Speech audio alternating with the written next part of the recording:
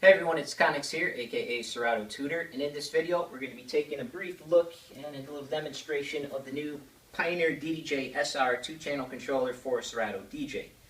So without further ado, let's get right into it. Alright, so here we go. This is the Pioneer DDJ-SR 2-channel controller for Serato DJ. Just came out.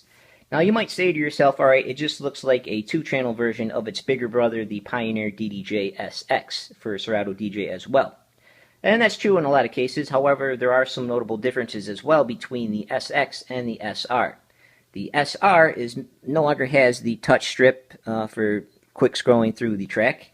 The pitch faders have been moved up here in the corners of each of the deck, and they are smaller, 60 millimeters, instead of the 100 millimeter long throw faders on the Pioneer DDJ-SX, its bigger brother.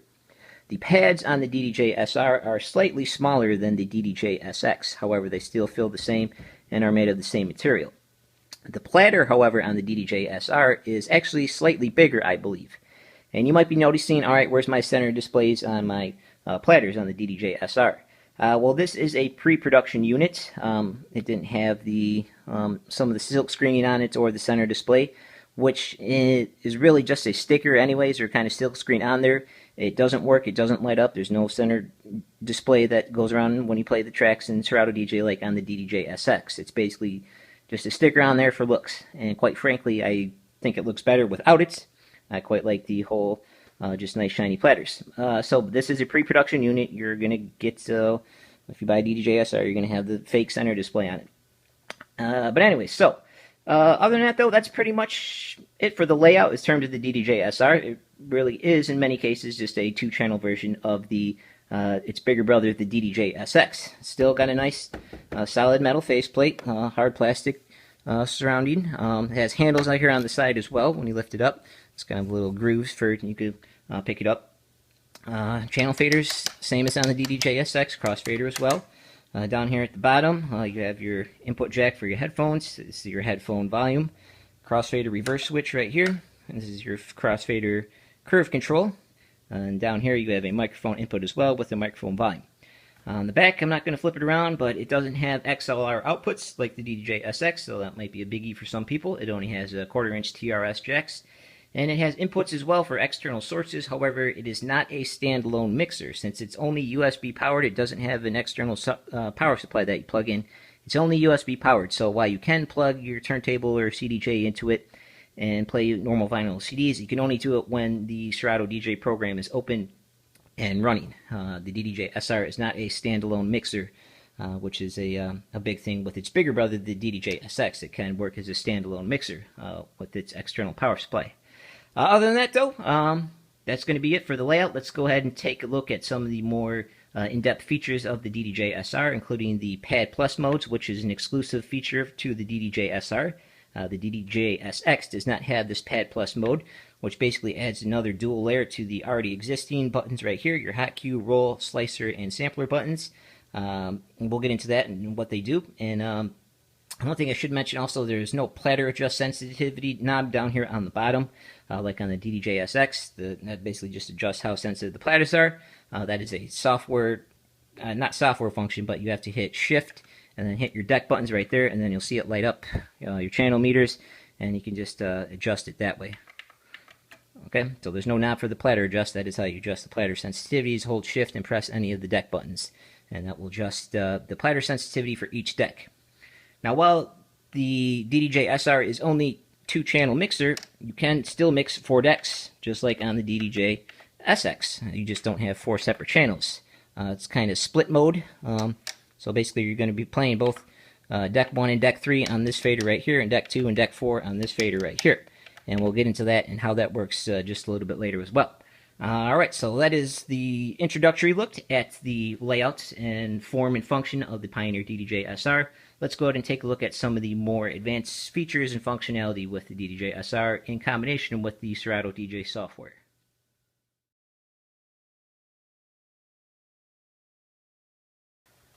Alright, now let's get into some of the features of the Pioneer DDJ-SR.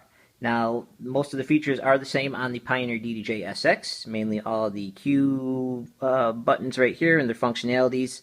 Got your sync button over here, your shift mode that does various things as well. So let's just get right into it. We'll start with hot cues, so let's get the track playing.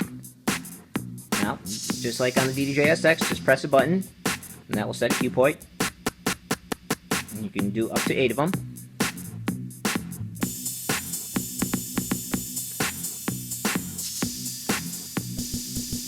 Okay, to delete cue points, hold the shift button down, and you just delete the ones that you want. Alright, next button is going to be the roll button. That is the auto loop rolls. So again, just pressing them will trigger the auto loop roll for that particular button. They're divided into different lengths. Each button is a different length. So that looks like 8th, 4th, half, 1, 2, 4, 8, and 16. Auto loop rolls really don't sound good if you're doing anything more than one, really. It's just basically an auto loop at that point. So basically, loop rolls are mainly used just for very short lengths.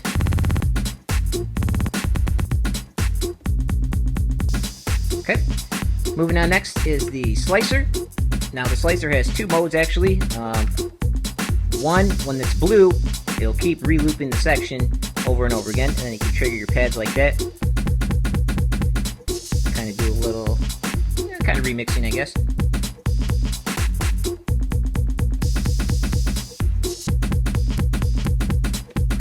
Adjust the domain size with these parameter buttons. It'll adjust the length of the actually these buttons right here, I believe. There we go. That'll adjust the loop size amount. Okay. Now if you go into the red mode, hit the slicer again, that'll keep advancing every 8 beats as well into the new section of the song. Alright. And lastly is the SP6 sampler buttons. Let me stop the music and let me bring up the SP6 player right here.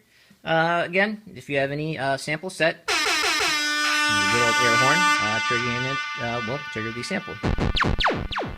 Okay, nothing real fancy there. The new feature though with the Pioneer DDJ-SR is the Pad Plus functionality. So if you hit this button right here, this brings some new functionality to the already additional 4 buttons right here. So if you go to Hot Cue, and the Pad Plus are going to be these ones labeled up here at the top. So you have Hot Cue Repeat, Transform, Pad Effects, and a Sampler Repeat. Now, the hot cue repeat functionality, basically just if you hold the button down, it'll keep re-triggering the cue point. To have one set. If not, we'll just do it like that. We'll play it. Okay. So if you press and hold the button down in the Pad Plus hot cue mode, it'll keep just re-triggering the cue point. You can change the size of it with the parameter buttons as well. So we'll go to an 8. Very fast like that. Go to 16. Or you can go back up to a half. Or 1. So you can adjust the size that you want with the parameter buttons down here. Alright. Now trans, basically that'll cut the music in and out real fast as if you're going like transforming on the crossfader. It's divided into different lengths on the buttons as you don't adjust it with the parameter knob, so each button is a different length. So that's basically 1 32nd, I believe, really fast chop up sound. That is a 16. That's an 8. Quarter.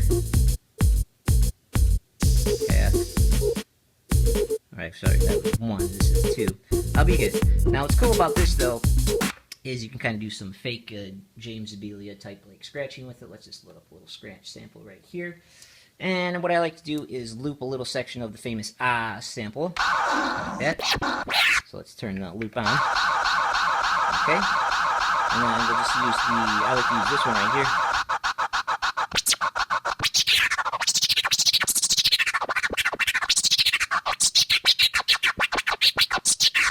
So we can do some fake pseudo scratching like that. So it's a little cool functionality you can use with the trans roll. Now let's move on to the pad effects. Now basically this is just a way to quickly trigger the effects up here without having to reach up here. Let me go back to a normal song, or that song that I had going on. I think it's older.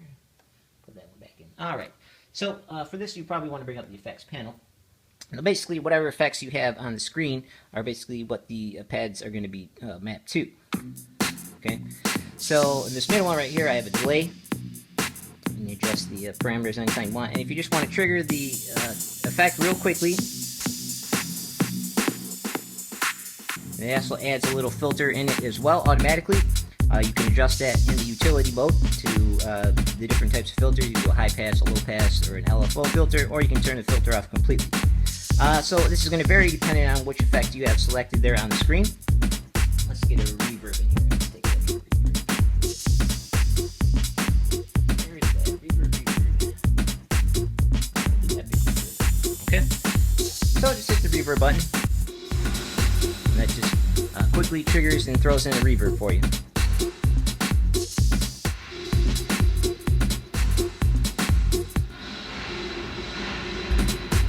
Okay, so that is the pad effects mode in the pad plus mode.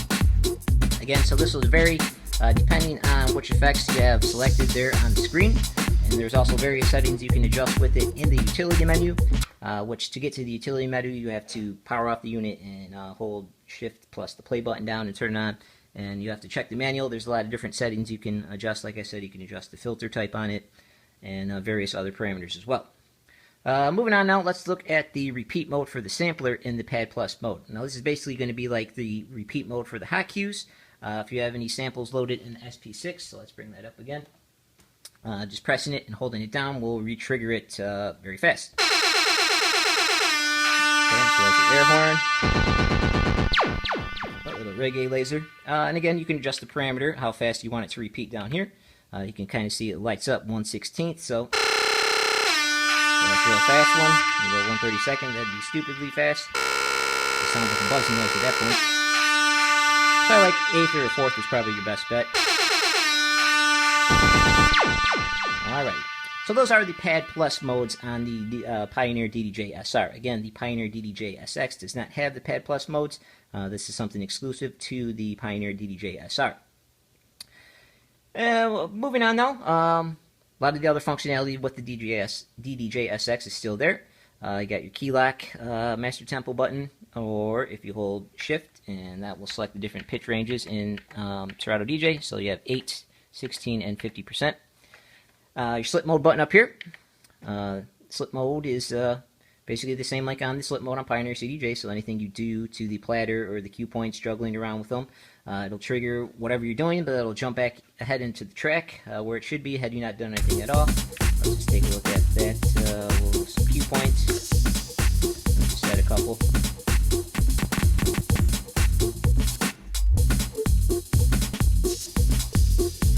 So that is the slip mode.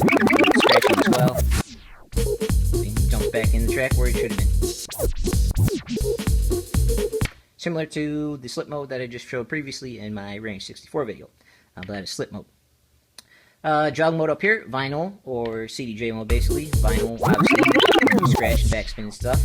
Hit it, that'll basically just pitch bend. And when you spin the platter, okay. That's all there is to that really.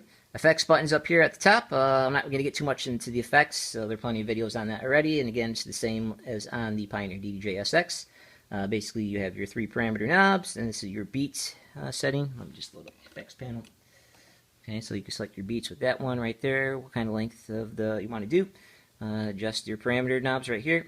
That's how you turn them on, etc., etc. And if you go, that's in this triple mode, the 3-digit mode. If you go into single advanced mode, again, you just control the wet dry and the various parameters and pressing the buttons. We'll turn them on or change the various parameters for each of the effects.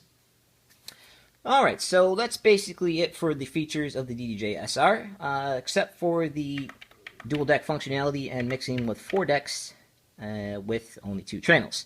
So we're going to take a look at that next.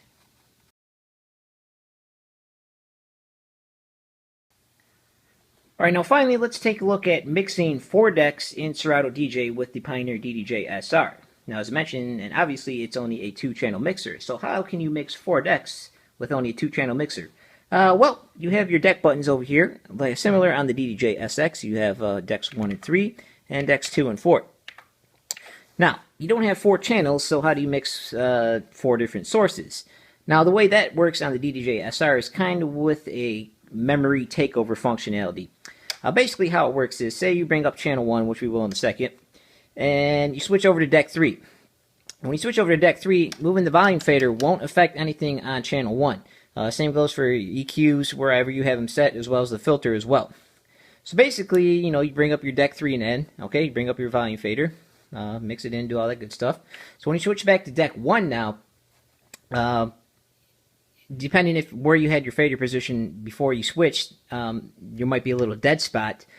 Basically, once you hit the previous spot that you had it set on channel 1, that is when it will regain and kick in and take control, and then you'll be able to adjust the volume and whatnot. Same thing with the EQs. Kind of complicated to explain, better shown with the demonstration, and we'll get into that in just a second. Some other things I just wanted to mention briefly.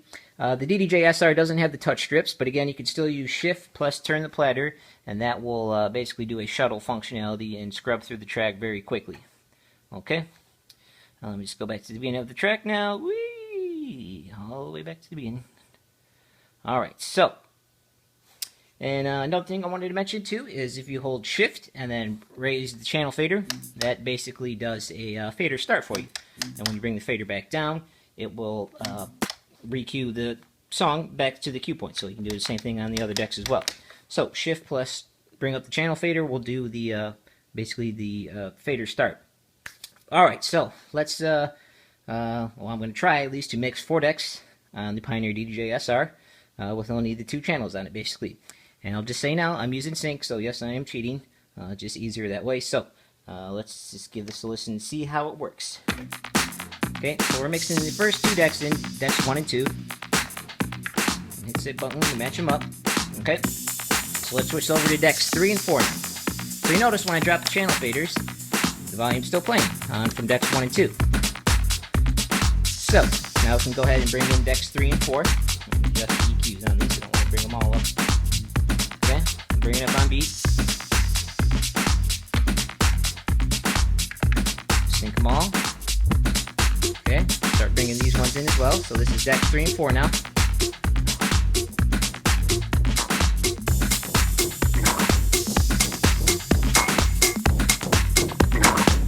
Okay, so we got all 4 decks going now. Let me bring these down here. This is a better demonstration. Let's get a filter on these 2 as well. Maybe adjust the EQs. Okay, so we messed with the channel faders and the EQs, and we're on decks 3 and 4. So now when we switch back to 1 and 2 now, you notice this won't affect channel volume playing on deck 1 until I get all the way up to the top and bring it back down, like that. Okay, same thing like the EQs. As you can see, they were not in the position they were before, which I believe they just had them all at 12 o'clock. So I can, you know, if you move them, they're not going to affect anything on channel 1. Again, you can see the fader should be on right now. It's not, because that's on decks 3 right there.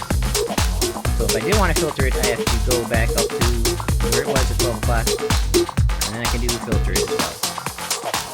So if I jump back to deck 3 again, I had a low pass filter on it, so the knob should be over here, but it's over here on the high pass side right now, so I'd have to turn it back over there to get control of it first, and then I can bring it back in.